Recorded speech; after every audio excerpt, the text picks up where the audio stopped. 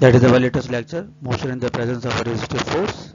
Okay, we are going to continue. Thank you. So first of all, the drag force. We have previously discussed the motion in which we have supposed, for the sake of a simplicity, that there is no drag force, there is no resistance at all.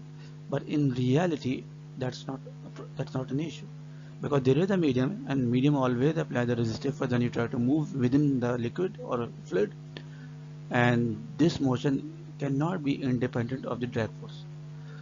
So normally the resistive force exerted by the medium we can write in the form of R is equal to minus BV. R is the resistive force.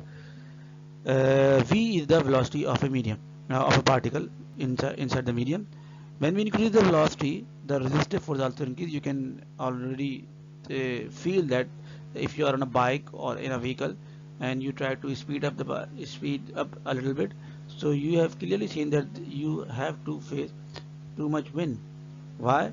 Because when you increase the velocity, the medium itself, the air, will apply the resistive force, and this resistive force you can feel it in terms of wind. The negative sign shows that R is in the opposite direction always, which opposite direction of the velocity. So if you are moving forward, so you will feel that the resistive force is backward. So if you are going to right side, the resistive force is always to the left side. B is the constant of proportionality, and its value depends on the nature of the medium. So if it is a water, it is something else; it is a liquid, something else; it is air, something else; if it is oil, it has some different value. So it actually represents the medium. Now we are going to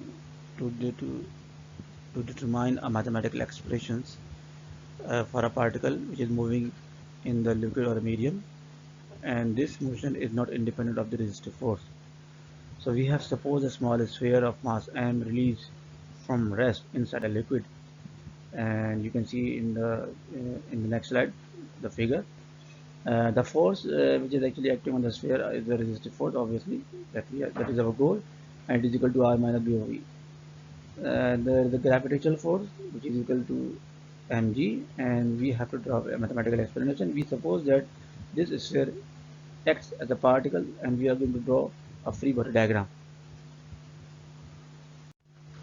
Okay, this is our diagram.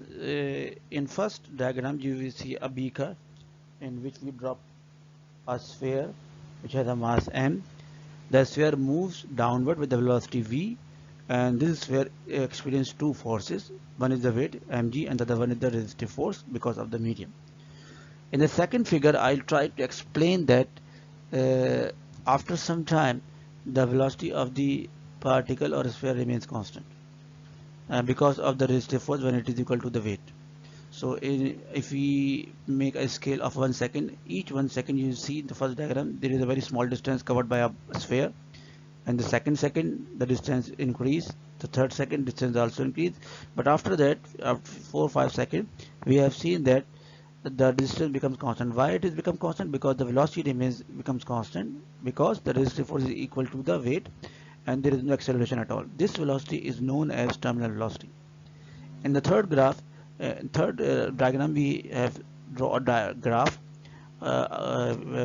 time against velocity, velocity against time, you can say that, and it clearly shows that it is not a linear graph, it is an exponential graph, and after time constant it actually covered the 63% of the terminal velocity. Terminal velocity is the maximum velocity a particle can attain inside the medium, and after an infinite time that velocity will be equal to the terminal velocity. Mathematically, we are going to apply the Newton's second law of motion, which is equal to F is equal to ma. Here is the force, not a single force, it is a resultant force, because two forces are actually acting on a sphere, and because the bob is moving downward, so it means that the weight is actually the value of the weight, or the magnitude of weight, is bigger than the resistive force, and we can write mg minus bv is equal to ma. So we are going to find out the acceleration. So we will end up in a is equal to g minus b upon mv, and when we replace a from dv upon dt, it becomes a differential equation, and we are going to solve it by using a variable separable and as an initial value problem.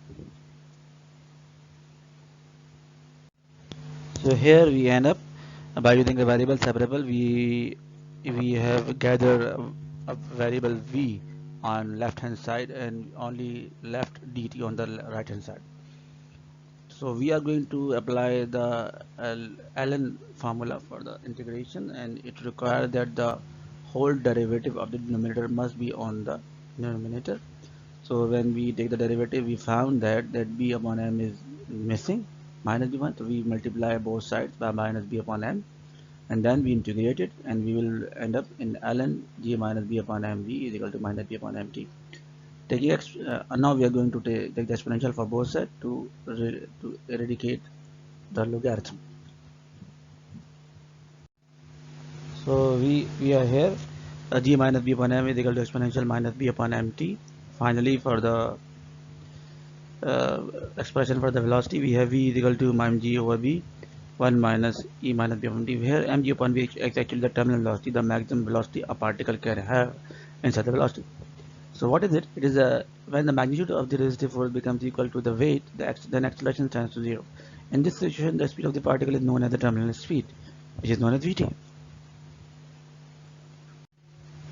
So here it is, mg minus b vt. So where the acceleration is zero, so the previous equation becomes mg minus b vt. The resultant forces, two forces, and because there is no acceleration, it is equal to zero, and we will got vt is equal to mg upon v. So when we substitute it in the previous equation, we will get v is equal to vt1 minus e minus b upon mt. That is our final expression.